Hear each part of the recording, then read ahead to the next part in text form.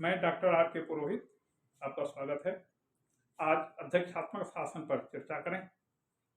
अध्यक्षात्मक शासन जैसा कि नाम से स्पष्ट है, इसमें अध्यक्ष कार्यपालिका का अध्यक्ष शक्तिशाली होता है, सर्वे सर्वा होता है। वह अपने विवेक से निर्णय लेता है और उस निर्णय को वह क्रियान्वित करने का आदेश देता है। तो जहां पर राष्ट्रपति या राजा शक्तिशाली होता है, उसके हाथ में कार्यपालिका की पूरी शक्तियां निहित होती हैं, उसे अध्यक्षात्मक शासन कहते हैं। बेडहॉट ने संसदीय और अध्यक्षात्मक शासन को परिभाषित करते हुए कहा है कि जहां पर कार्यपालिका और व्यवस्थापिका के बीच संयोग होता है, वह संसदीय शासन का लक्षण है, और जहां पर इन दोनों के बीच शक्तियां पृथक होती हैं, वहां पर अध्यक्षात्मक शासन कहा जाता है। तो शासन का यह जो दूसरा प्रकार है, अध्यक्षात्मक शासन जिसे कहते हैं, यहां संसदीय व्यवस्था के ठीक विपरीत व्यवस्थापिका और कार्यपालिका के बीच समन्वय और सहयोग नहीं होता। हमने संसदीय शासन में देखा कि कार्यपालिका का प्रत्येक मंत्री संसद का सदस्य अनिवार्यतः होता है। परिणाम स्वरूप वह संसद का सदस्य होने के नाते संसद की बैठकों में न केवल वह उपस्थित होता है, अपितु संसद का नेतृत्व भी वह मंत्रिमंडल करता है। तो संसदीय शासन में व्यवस्थापिका और कार्यपालिका के बीच सहयोग, समन्वय और संयोग देखने को मिलता है। संसदीय शासन में ही मंत्रिमंडल तब तक अपने पद पर बना रहता है जब तक उसे प्रथम सदन में बहुमत का विश्वास प्राप्त है। उसके पद का आधार प्रथम सदन के बहुमत का समर्थन है। जैसे ही प्रथम सदन में उसके हाथ से बहुमत खत्म हो जाता है, उसको त्याग पत्र देना पड़ता है, और यह मंत्रिमंडल प्रधानमंत्री के नेतृत्व में समस्त शासन के समस्त कार्यों का संपादन करता है। इसके विपरीत अध्यक्षात्मक पद्धति है। अध्यक्षात्मक पद्धति में व्यवस्थापिका और कार्यपालिका के बीच समन्वय के बीच सहयोग नहीं होता। ये कैसे, इसको थोड़ा सा देखें। वस्तुतः जब अमेरिका, इसका अध्यक्षात्मक शासन का सबसे बढ़िया उदाहरण है अमेरिका का संविधान, जिसे हम संयुक्त राज्य कहते हैं। संयुक्त राज्य, और दूसरा उदाहरण है फ्रांस। लेकिन दोनों की परिस्थितियां अलग अलग थी। जरा चलें अमेरिका की ओर, क्योंकि अमेरिका से ही अध्यक्षात्मक शासन का प्रारंभ हुआ है।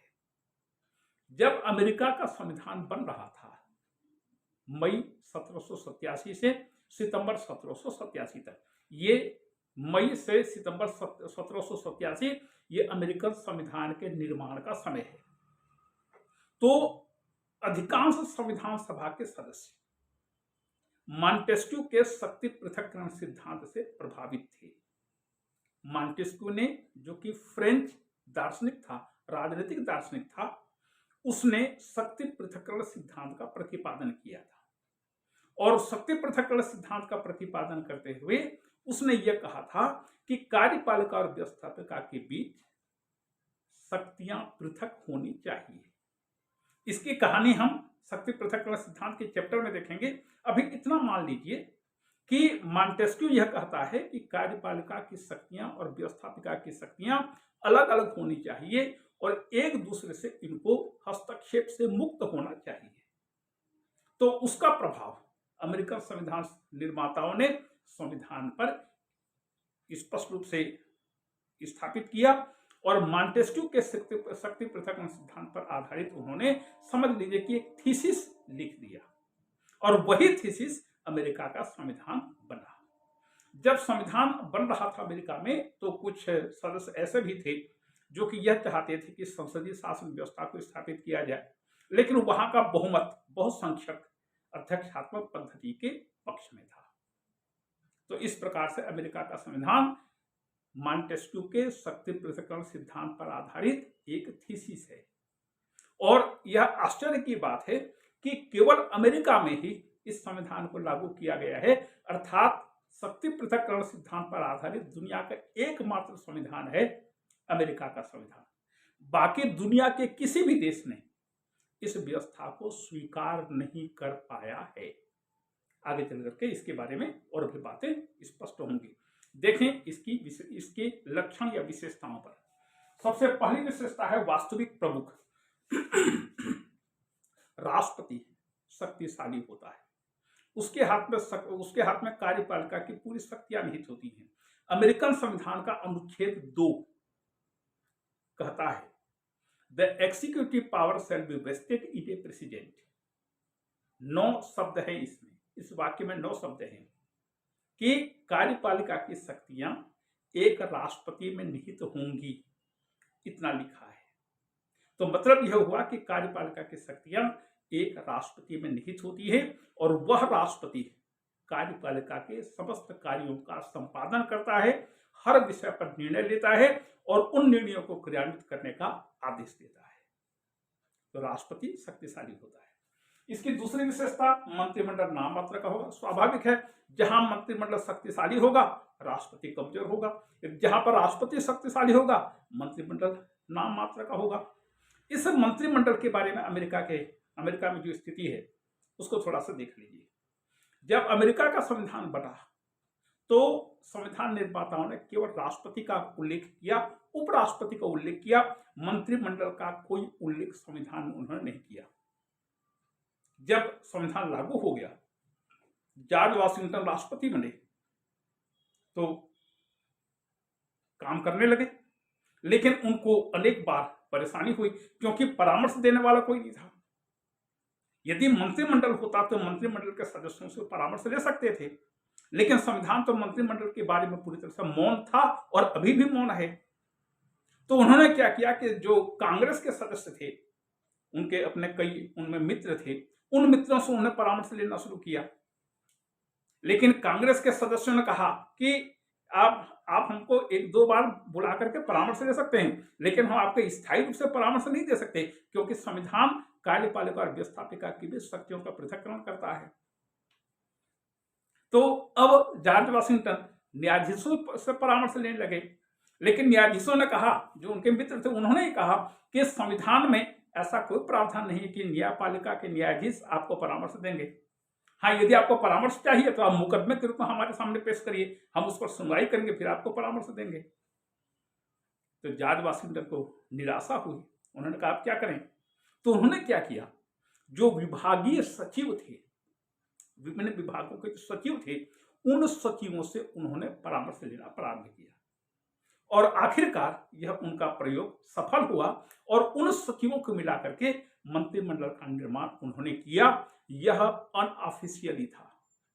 अभी भी अमेरिका के संविधान में मंत्रिमंडल का कोई प्रावधान नहीं है, लेकिन फिर भी राष्ट्रपति परामर्श लेने के लिए, परामर्श प्राप्त करने के लिए वह अपने विश्वस्त लोगों को सचिव के पद पर नियुक्त करता है। ये सचिव बोलचाल की भाषा में हम जैसे आप लोग अभी हमारे देश में हम इसको समझने के लिए मंत्रिमंडल कहते हैं, लेकिन वास्तविक रूप में अमेरिका में कोई मंत्रिमंडल नहीं है। यह सचिवों का समूह है और इनकी नियुक्ति राष्ट्रपति करता है।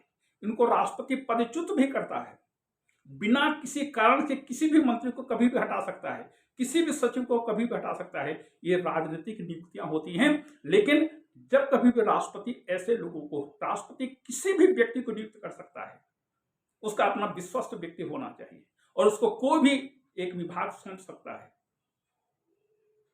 तो राष्ट्रपति को परामर्श लेने के लिए वह मंत्रिमंडल का निर्माण करता, सचिवों का एक समूह बनाता है, जिसे हम बोलचाल की भाषा में मंत्रिमंडल कहते हैं।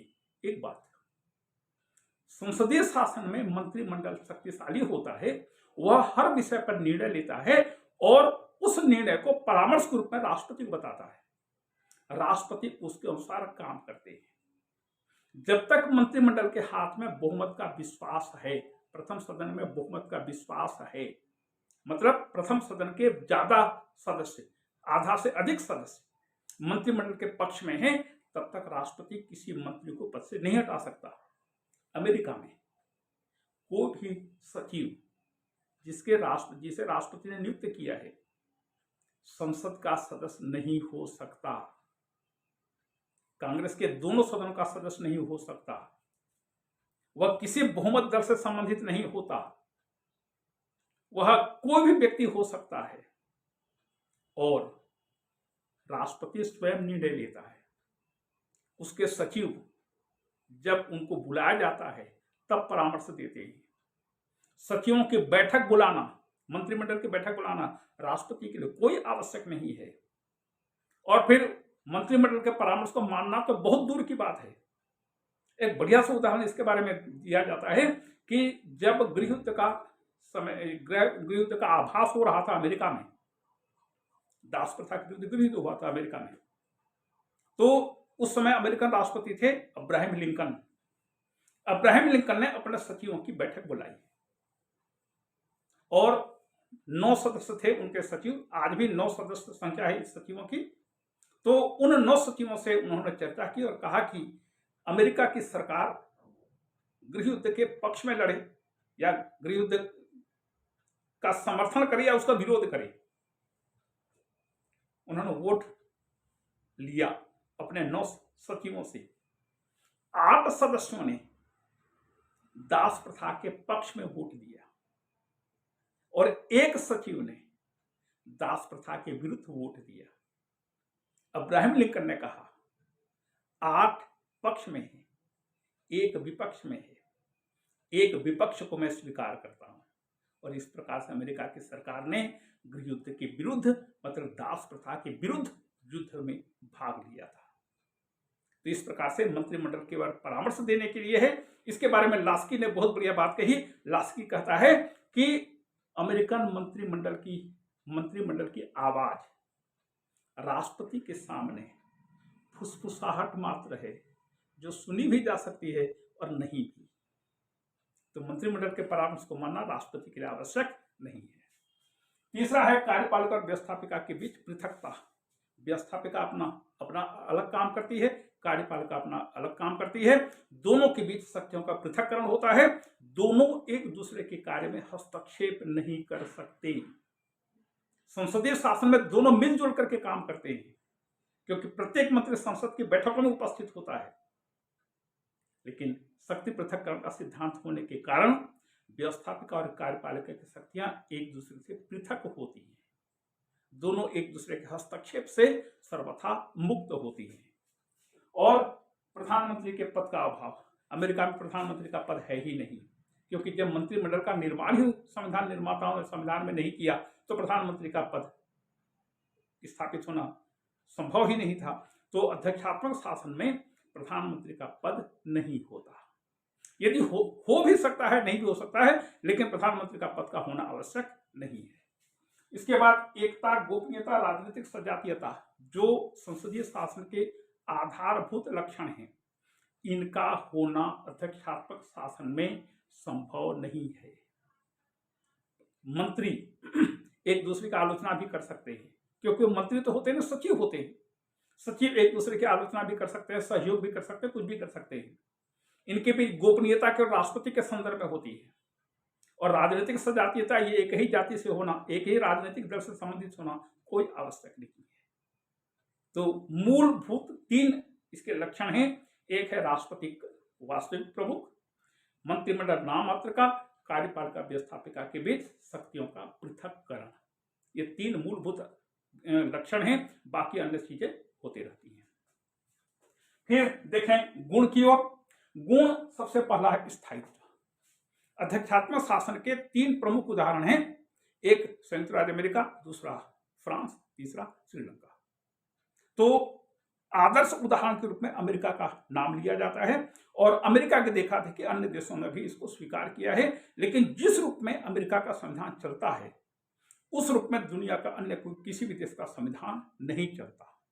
और यह भी बात महत्वपूर्ण है कि यदि आज की तिथि में अमेरिकन लोगों से कहा जाए कि क्या आप अध्यक्षात्मक शासन व्यवस्था को बदल करके संसदीय शासन को स्वीकार करना चाहेंगे, तो अमेरिका की जनता बिल्कुल एक सिरे से नकार देगी, बोलेगी हमको अध्यक्षात्मक शासन पद्धति पसंद है। क्योंकि जैसे जैसे समय बीतता गया, अमेरिकन जनता ने, अमेरिकन राजनीतिक प्रशासनिक व्यवस्था ने उस शक्ति पृथक्करण सिद्धांत के अनुरूप अपने आप को ढाल लिया आज राष्ट्रपति चाहे किसी भी दल का हो अथवा कांग्रेस के दोनों सदनों में किसी भी दल का बहुमत हो, काम करने में राष्ट्रपति को परेशानी नहीं होती, क्योंकि वो उस सब चीज को पिछले 250 वर्षों से, लगभग 225 वर्षों से उस व्यवस्था के अंतर्गत रह रहे हैं, पूरे देश का शासन संचालित कर रहे हैं, तो उनको अब कोई परेशानी नहीं है। एक सिस्टम बन चुका है और उस सिस्टम के अंतर्गत रहते हुए सभी शासक वर्ग काम करते हैं। तो इसका सबसे बड़ा गुण है स्थायित्व। स्थायित्व का मतलब यह है कि एक बार यदि कोई व्यक्ति राष्ट्रपति बन जाता है तो वह अपने कार्यकाल को पूरा करते तक पद पर बना रहता है। उसको हटाने का एकमात्र उपाय होता है महाभियोग, और महाभियोग कोई छोटे बच्चों का खेल नहीं है। अमेरिका में आज तक 3 राष्ट्रपतियों के विरुद्ध महाभियोग शुरू किया जा चुका है, लेकिन आज तक कोई महाभियोग सफल नहीं हो पाया है। तो सोचिए कि महाभियोग कितना कठिन प्रक्रिया से होकर के पारित होता है प्रस्ताव। तो महाभियोग बहुत कठिन चीज है। तो महाभियोग से तो आप हटा सकते हैं, लेकिन महाभियोग कोई सहज सामान्य चीज नहीं है, बहुत ही विशिष्ट चीज है। तो इस प्रकार से राष्ट्रपति के पद पर जब कोई व्यक्ति निर्वाचित होकर के पहुंचता है, तो अमेरिका के संदर्भ में कहा जा सकता है कि उसके पास 4 साल का समय पूरा होता है। 4 साल तक बिना किसी बाधा, अवरोध या रुकावट के वह अपनी नीतियों को लागू कर सकता है, जनता की लोकप्रियता प्राप्त कर सकता है, जनता का समर्थन प्राप्त कर सकता है। तो इस प्रकार से जैसे संसदीय शासन में जैसे बहुमत खत्म, मंत्रिमंडल भंग, फिर कोई दूसरा दल आकर के मंत्रिमंडल बनाएगा, जब तक बहुमत है तब तक काम करेगा। तो इस प्रकार की चक्रघिन्नी संसदीय शासन में देखने को मिलती है, अध्यक्षात्मक शासन में देखने को नहीं मिलती। फ्रांस में क्या हुआ था? फ्रांस में भी पहले संसदीय शासन को स्थापित किया गया था। वहां पर संसदीय शासन जैसे बना, क्योंकि बहुदलीय पद्धति वाला देश है, तो इसका परिणाम यह हुआ कि हर 6 महीने में एक सरकारें बदलती थी। किसी भी एक दल को स्पष्ट बहुमत कभी नहीं मिल पाया। परिणाम यह हुआ कि हर 6 महीने में जब मंत्रिमंडल बदलने लगे तो फ्रांस की जनता बहुत परेशान हुई और उन्होंने अध्यक्षात्मक पद्धति को अपनाया और राष्ट्रपति का कार्यकाल 7 वर्ष कर दिया, 7 ईयर्स। तब से फ्रांस के शासन में, संविधान में एक स्थायित्व आया है। पहले तो हर 6 महीने, 2 महीने, 4 महीने में सरकार बदल जाती थी, क्योंकि बहुमत खत्म, सरकार खत्म। तो इस प्रकार से अमेरिका में स्थायित्व, अमेरिकन संविधान में स्थायित्व है, क्योंकि अध्यक्षात्मक पद्धति है। अध्यक्षात्मक पद्धति में राष्ट्रपति अपने कार्यकाल को निश्चिंत होकर के पूरा करता है, उसको बीच में पद से नहीं हटाया जा सकता। दूसरा है स्वतंत्र कार्यपालिका। जब किसी का हस्तक्षेप नहीं होगा, क्योंकि शक्तियों का पृथक्करण है, जब शक्तियों का पृथक्करण है तो कार्यपालिका अपने ढंग से काम करता है, उस पर किसी प्रकार का बाह्य दबाव या हस्तक्षेप नहीं होता। ठीक है, उसको अपनी पॉलिसी के लिए संसद से स्वीकृति लेनी पड़ती है, लेकिन फिर भी वह अपने कार्यों को संपन्न करने के लिए पूरी तरह से स्वतंत्र होता है। तीसरा है दक्षता, क्योंकि पूरी शक्तियां एक राष्ट्रपति के हाथ में नहीं होती हैं, इसलिए पूरी दक्षता से अमेरिका में काम होता है। यहां पर एक उल्लेखनीय तथ्य है कि अभी आप जो बाइडेन है राष्ट्रपति, बहुत ज्यादा उम्र उनकी हो चुकी, 80 के पार हो चुके हैं। तो ऐसे वृद्ध लोगों को अमेरिका में प्रायः राष्ट्रपति नहीं बनाया जाता था। यह अमेरिका की कैसी मानसिकता हुई कि उन्होंने एक ऐसे वयोवृद्ध व्यक्ति को राष्ट्रपति के पद पर निर्वाचित कर दिया। लेकिन सामान्य रूप में अमेरिका में 50-60 वर्ष तक की आयु के व्यक्ति राष्ट्रपति अभी तक बनते रहे हैं। और इन सबसे युवा राष्ट्रपति थे जॉन एफ कैनेडी, जो कि राष्ट्रपति का निर्वाचन जब चुनाव जीते थे लगभग 45 वर्ष के हो रहे थे। तो ऐसे 50-60 वर्ष की आयु तक लोगों को वहां पर राष्ट्रपति के पद पर निर्वाचित करने की प्रथा रही है। तो दक्षता से काम होता है और फिर शीघ्र निर्णय होता है, क्योंकि हर निर्णय पर अकेला राष्ट्रपति पर्याप्त है। वह स्वयं अपने विवेक से निर्णय लेकर के क्रियान्वित करता है। तो निर्णय लेने के लिए वह किसी से परामर्श लेने के लिए बाध्य नहीं है, तो शीघ्र निर्णय होता है। और दलबंदी का अभाव। संसदीय शासन में एक चीज देखी जाती है कि जो लोग मंत्री बनते हैं, प्रधानमंत्री बनते हैं, उनका आधा से ज्यादा दिमाग, आधा से ज्यादा अटेंशन अपने पद को बनाए रखने में होता है, अपने दलगत कार्यों को निपटाने में, दलगत कार्यों के संपादन में होता है। वो अपने दल का काम ज्यादा करते हैं, सरकारी काम कम करते हैं, क्योंकि जब तक दल है तब तक वो हैं। दल खत्म, दल का बहुमत खत्म, उनका पद भी खत्म, कुर्सी खत्म। इस प्रकार से दलबंदी, दलगत जिम्मेदारियां अध्यक्षात्मक शासन में राष्ट्रपति के पास नहीं होती। दल अपना काम करते रहता है, राष्ट्रपति अपना काम करते रहता है। तो दलबंदी, यहां पर दो चीजें देख लीजिए। एक तो दल से संबंधित दायित्व, भारत के संदर्भ में देख लीजिएगा कि हमारे जो मंत्री होते हैं, प्रधानमंत्री होते हैं, वो दल का कितना ज्यादा काम करते हैं, दल की कितनी बड़ी जिम्मेदारी उनके कंधों पर होती है। और जब दल को ज्यादा अटेंशन देते हैं तो अपने पद से संबंधित दायित्वों का निर्वाह वो अच्छी तरह से नहीं कर पाते। तो दूसरी चीज दलबंदी, दूसरी चीज दलगत कठोरता। जो भावना संसदीय शासन में पाई जाती है वैसी भावना अध्यक्षात्मक शासन में देखने को नहीं मिलती। आप मान सकते हैं कि अमेरिका में यदि दलबंदी बहुत कठोर हो जाए, मतलब अपना दल हमेशा ठीक है, दूसरा दल हमेशा गलत है, ये भावना यदि अमेरिका में लागू हो जाए तो राष्ट्रपति कोई काम कर ही नहीं पाएगा, संसद वहां पर कोई काम ही नहीं कर पाएगी। लेकिन यह दलबंदी संसदीय शासन में ज्यादा देखने को मिलती है, जहां पर हर दल का व्यक्ति अपने दल को ही श्रेष्ठ मानते हुए अन्य दलों का हमेशा हर परिस्थिति में विरोध करता है। तो ऐसी दलबंदी, ऐसी दल से संबंधित जिम्मेदारियां अध्यक्षात्मक शासन में कम होती हैं, संसदीय शासन में पूरा होती है, बहुत अधिक, बहुत होती है। अब देखें दोष नंबर 1, अनुत्तरदायित्व। संसदीय शासन का सबसे बड़ा गुण है उत्तरदायित्व। अध्यक्षात्मक शासन का सबसे बड़ा गुण है स्थायित्व। अध्यक्षात्मक शासन का सबसे बड़ा दोष अनुत्तरदायित्व, और संसदीय शासन का सबसे बड़ा दोष अस्थायित्व। जो एक का गुण है वो दूसरे का दोष है। अध्यक्षात्मक शासन को अनुत्तरदायी शासन कहा जाता है, क्योंकि राष्ट्रपति अपने कार्यों के लिए व्यवस्थापिका के प्रति उत्तरदायी नहीं होता। भारत में प्रधानमंत्री और पूरा मंत्रिमंडल अपने समस्त कार्यों के लिए संसद के प्रति उत्तरदायी होता है।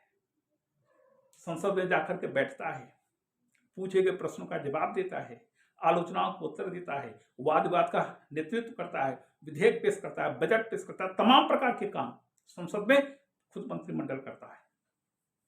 ये चीज अध्यक्षात्मक पद्धति में नहीं होती। मंत्रिमंडल अपना राष्ट्रपति के साथ रहकर काम करता है, कांग्रेस अपना काम करती है अपने ढंग से। तो इसलिए राष्ट्रपतीय शासन को, अध्यक्षात्मक पद्धति को अनुत्तरदायी शासन कहा जाता है। दूसरा है संघर्ष होता है, व्यवस्थापिका और कार्यपालिका के बीच संघर्ष की स्थिति बनी रहती है। एक उदाहरण लीजिए, भारत में अभी तक जो 75 वर्ष हो चुके हैं, मतलब कि 74 वर्ष जो बीत चुके हैं संविधान को लागू हुए, अभी तक राष्ट्रपतियों ने कितनी बार वीटो का प्रयोग किया? 3 प्रकार के वीटो होते हैं। 3 प्रकार से राष्ट्रपति उसको रिफ्यूज कर सकता है। एक वीटो, दूसरा पॉकेट वीटो और तीसरा पुनर्विचार। तो भारत में राष्ट्रपति और प्रधानमंत्री के बीच हमेशा एक समन्वय बना रहता है। राष्ट्रपति प्रायः मंत्रिमंडल के निर्णय पर अपनी असहमति नहीं दिखाता। अमेरिका में कांग्रेस संसद जो भी विधेयक पास करती है, राष्ट्रपति के पास हस्ताक्षर के लिए भेजा जाता है। राष्ट्रपति उसके पास जितने भी विधेयक आते हैं उनमें से लगभग 60 से 80% विधेयकों पर वीटो लगाता है। और राष्ट्रपति ने यदि वीटो लगा दिया, समझ लीजिए कि उसमें से 90% विधेयक खत्म हो जाते हैं। तो वीटो अमेरिका में राष्ट्रपति का सबसे बड़ा हथियार है। तो दोनों के बीच संघर्ष, यदि राष्ट्रपति कांग्रेस की बात को नहीं मानता तो कांग्रेस भी राष्ट्रपति की बातों को नहीं मानती। दोनों के बीच चूंकि सहयोग नहीं है, दोनों की शक्तियां पृथक हैं, इसलिए दोनों के बीच उतना सहयोग नहीं मिलता नहीं होता जितना संसदीय शासन में देखने को मिलता है। सहयोग का अभाव और फिर समन्वय नहीं, इनके बीच संघर्ष होता है, सहयोग नहीं होता, समन्वय नहीं होता, क्योंकि दोनों का कार्यक्षेत्र अलग अलग है। दोनों अलग अलग रह करके जितना समन्वय और सहयोग हो सकता है करते हैं। और यहाँ पर दलगत भावनाएं चूंकि बहुत ज्यादा कठोर नहीं है, इसलिए राष्ट्रपति भी अपने ढंग से काम करता है। उसको एक निश्चितता होती है कि हाँ उसका काम होगा या नहीं होगा, नहीं होगा तो कैसे कैसे काम करे। अभी तक पूरा सिस्टम बन चुका है, इसलिए अमेरिका में परेशानी नहीं होती। सहयोग का देखिए, शासन एक इकाई है, जब तक इनके बीच सहयोग नहीं होगा शासन की गाड़ी आगे नहीं चल सकती। व्यवस्थापिका, कार्यपालिका, न्यायपालिका, ये 3 चक्के हैं गाड़ी में, और तीनों को एक दिशा में रहते हुए आगे बढ़ना होता है, तब गाड़ी आगे बढ़ सकती है। लेकिन मान लीजिए तीनों अपनी अपनी दिशाओं में गाड़ी को खींचें तो गाड़ी टूट जाएगी, कोई मतलब नहीं होगा। अमेरिका में ऐसा सिस्टम बन चुका है जिसमें तीनों चक्के एक दिशा में आगे की ओर बढ़ते हैं, तीनों अपने अपने कार्य क्षेत्र के में रहते हुए काम करते हैं। अमेरिका का सिस्टम बहुत बढ़िया ढंग से चल रहा है। यह है अध्यक्षात्मक शासन के दोष। प्रत्येक व्यवस्था में गुण और दोष अवश्य ही पाए जाते हैं, लेकिन यह व्यक्ति पर निर्भर करता है कि वह इन दोषों को किस प्रकार से गुण में परिवर्तित करे, और जो गुण हैं उनको और भी अच्छा से अच्छा बनाने का किस प्रकार से प्रयास किया जाए। यह है अध्यक्षात्मक शासन। अगले वीडियो में फिर दोनों की तुलना करेंगे, एकात्मक, संघात्मक, संसदीय और अध्यक्षात्मक। और तब तक के लिए आपको धन्यवाद। फिर मिलते हैं।